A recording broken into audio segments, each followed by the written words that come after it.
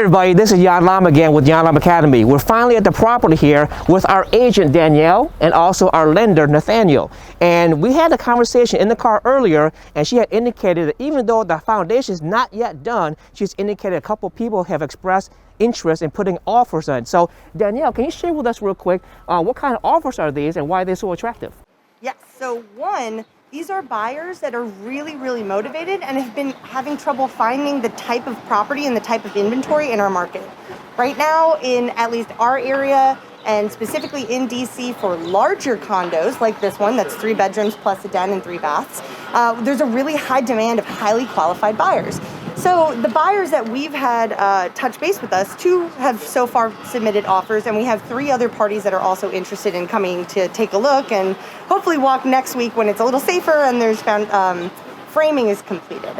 So these offers, when you're in a market like that and you have multiple parties that are interested, they're actually quite competitive. We're looking at offers that are at least at list price, and in 2 conditions, or 2 parties, they're interested in doing what we have called an extras package. So part of what my team does is we help developers sell for more money than they were hoping for with their project. And we do that through promoting upgrades in finishes, upgrades in layout changes, adding things like decks, roof deck equipment, grills, extra Italian marble. You say it, will help you as a developer sell it to a buyer, and we'll help you find the right buyer and pre-qualify for them.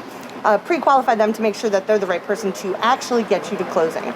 So that's what we're looking at right now. Awesome. And part of Danielle's shop as a salesperson is to upsell upgrades where we can potentially increase the value of the house with better finishes and better materials as they choose. And of course, they pay for us for that. Now, it costs us the same to install them, but the materials may cost more just to purchase, okay? Now, Nathaniel, as a lender, by hearing offers like that, is that music to your ears? Well, absolutely. I mean, success for the project, it only gets better with the higher profit margins. That means maybe a sooner project for us to fund for you next. Absolutely. So it builds confidence for our relationship, so that way the next deal, hopefully, we'll get better rates. Absolutely. And if you're a developer, how much more confident would you feel about your project if you sold it before you even built it? So that's always our goal. And we work together. And I understand, Nathaniel, as a lender, you gauge your rates for your customers based on past performance and also the risk of the project. Is that true? Can you explain about that real quick? Absolutely. So the more work that we do together, and obviously with successful project completion, it gains our confidence. The risk assessment tends to go down because we have a track record together. And that ultimately leads to better rates and terms, and that's what everybody wants. Both as a lender, we want successful clients, and as a client, you want the best rates and terms. So it's a really mutual situation where the more we do together, the better everybody benefits. Awesome, and this is a perfect example that teamwork makes the dream work. So right now, we're going to close this video out. We're going to go in to see the status of the construction project, see where we are, and then later on to see a gauge of when this house, these 2 units will be available for our purchaser to be able to purchase and settle on. Nhan and I are here inside of the shell of a previous row home, future 2-unit condo conversion, and we're going to talk to you a little bit about foundations, underpinning, and structure, and the importance of making sure you get that right at the beginning of the project.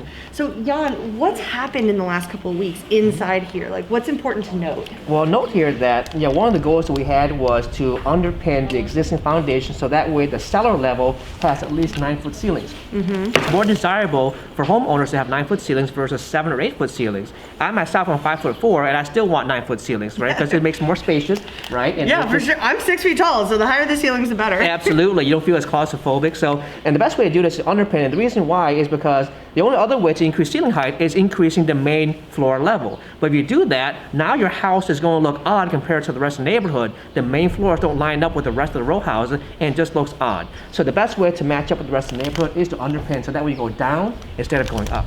Yeah, oh, absolutely. And one of the other big importances of underpinning and just structure and increasing any joists that you have in the home is you want to keep all the walls up, right? In a row home, you have shared walls with houses that are directly next to you. So it's really important to make sure that none of those fall down, because you're not going to exactly make friends with your neighbors. That's right. Absolutely. So tell us what would be next in this process? So underpinning has been completed, and what happens after that? Well, once underpinning is done, we now pour the footers in the bump out area and then pour the walls. The wall forms right now are done, and they pour the concrete today. And then, of course, we're going to do the plumbing in the actual area. So wherever the plumbing, the drains and the plumbing needs to be done, they're going to be installed there. Install the drain tiles, and then once that's done, pour the concrete slab. And once that's all done, concrete work's done. Now we're ready for framing, and now things go skyrocket, and it's very fast. A lot after that. faster, yeah. The underpinning, it seems like the foundation and the structure really is one of the most time-consuming parts of the project. Right. And not only time consuming, but it looks like there's very little results. There's a lot of work being done, a lot of noise being done, but it seems like nothing's happening, and that's because it's foundation, right? Yeah. So once the foundation's done, framing goes up within 2 weeks. Awesome. Well, it's the most important part of the project. So why don't we go and take a look at some of the stuff that's happening in the back of the house? Okay, perfect. Awesome.